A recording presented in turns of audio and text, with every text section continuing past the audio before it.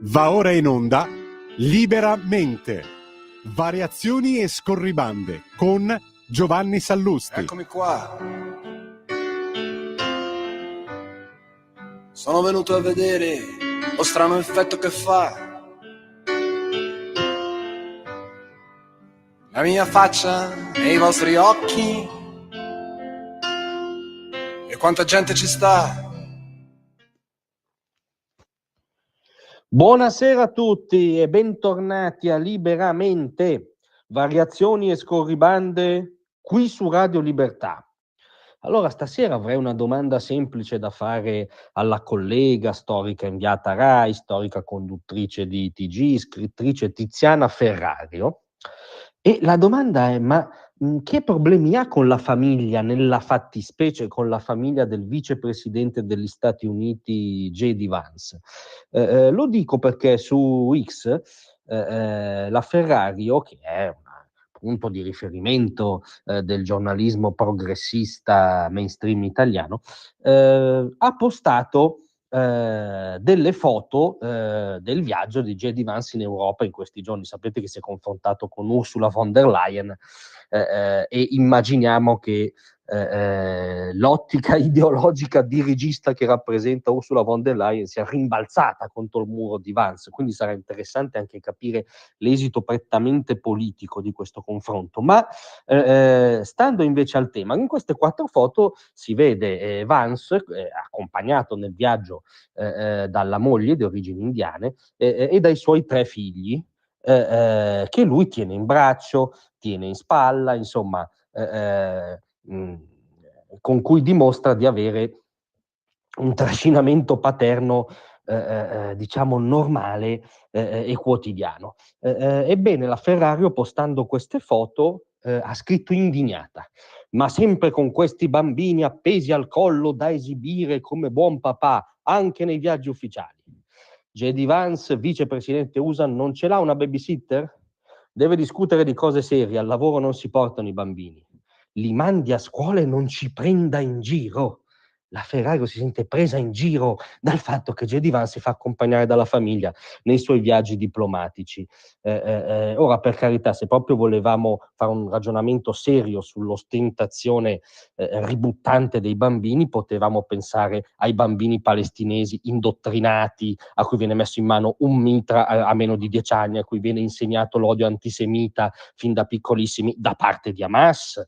Potevamo pensare a molti bambini, per esempio cinesi, che sono di fatto impiegati come schiavi, neanche come lavoratori minorili. Potevamo sbizzarrirci nel trovare casi di ostentazione o di vessazione di bambini, però avevano il difetto di essere tutti casi non occidentali. Invece la Ferrario si indigna perché Vance ha fatto queste foto. Io non so se il problema sia la rivendicazione della famiglia, della paternità come valore, se il problema sia il fatto che, ahimè, si tratta di una reazionaria famiglia eterosessuale, e se quindi il problema sia che queste foto sono delle istantanee di realtà quotidiana che contraddicono l'ideologia arcobaleno.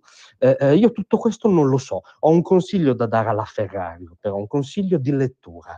Si legga un libro, un grande libro che ha ottenuto premi riconoscimenti in America e anche in Europa, scritto da J.D. Vance, che si chiama Elegia americana. È la sua storia di ascesa personale, ma è anche anzitutto la storia del suo microcosmo familiare d'appartenenza, che poi è la storia del macrocosmo americano che al di qua dell'Atlantico non capiamo quasi mai, confondendolo con l'isola di Manhattan. Ebbene, in Elegia americana viene raccontato il contesto familiare da cui viene Vance, un contesto disastrato.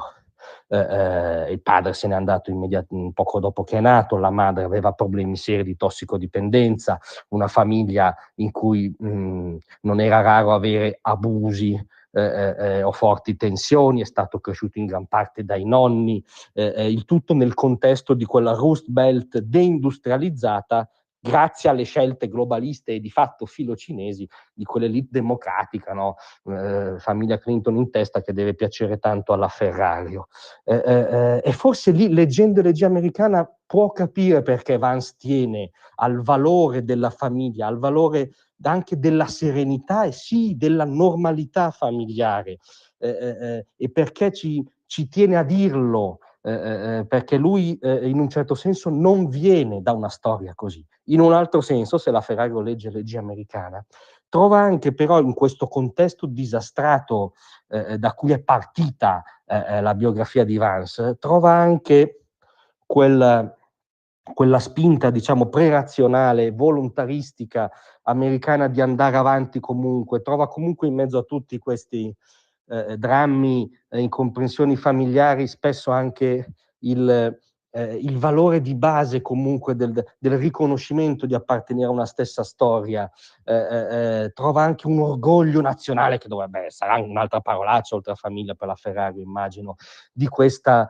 diciamo, proletariato americano piegato dalle scelte della globalizzazione, sono quelli come Vance che si vanno a arruolare in Iraq, cioè troverà una storia realistica che spiega perché Vance tiene alla famiglia come concetto e pratica di vita, e anche una storia, nonostante tutto, di grande spirito americano. Troverà le ragioni anche fondative del trumpismo come fenomeno politico e vedrà che Vance, partito dal sottoscala, è arrivato alla Casa Bianca. Sì, una grande storia di ascesa americana, e lui ora è lì e ci tiene a dire che è lì con la sua famiglia. Lega Elegia americana, cara Ferrario, o almeno guardi un grande film che ne è stato tratto con Glenn Close, tra l'altro, perché forse capirà un po' di più e si vergognerà del suo post. Grazie a tutti, a domattina.